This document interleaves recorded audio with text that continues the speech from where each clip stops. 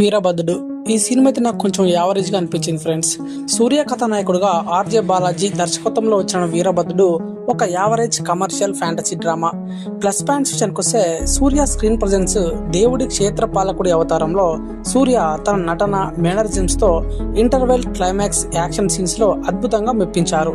ఇక నేపథ్య సంగీతం సాయి అభ్యంకర్ అందించినటువంటి బ్యాక్గ్రౌండ్ స్కోరు కొన్ని సీన్స్ ను బాగా ఎలివేట్ చేసింది. కొత్తగా చెప్పాలంటే అవినీతిమైనటువంటి ఒక న్యాయ వ్యవస్థను మార్చడానికి దేవుడే భూమికి దిగి రావడం, ఆయన శక్తులకు కొన్ని పరిమితులు ఉండటం అనే పాయింట్ చాలా ఆకట్టుకుంటుంది. ఇక నాకు నచ్చింది ఏంటంటే పాయింట్ కొత్తదైనా సరే కథనం మాత్రం పాత శంకర్, అట్లీ సినిమాలను గుర్తు చేస్తూ రొటీన్ గా సాగుతుంది.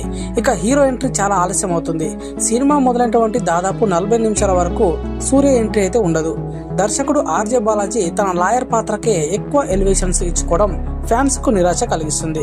ఇక సెకండ్ హాఫ్ డబ్బింగ్ లోపాలు, ద్వితీయార్థంలో కొన్ని సన్నివేశాలు లాజిక్ కు దూరంగా సాగుతాయి. అలాగే తెలుగు డబ్బింగ్, పాటల మిక్సింగ్ సరిగా లేదు. ఇక బాటం లైన్ ఏంటంటే సూర్య నటన, క్లైమాక్స్ తాండవం కోసం ఈ చిత్రాన్ని ఒకసారి చూడవచ్చు. అయితే బలహీనమైన కథనం వల్ల ఇది ఒక సాధారణ చిత్రంలో మిగిలిపోయింది. సో ఈ సినిమాకు మనం ఇచ్చే రేటింగ్ 2.25/5. మరి మీలో ఎంతమంది ఈ సినిమాను చూశారు, మీకు ఏ విధంగా అనిపించిందో కామెంట్ రూపంలో తెలియజేయండి.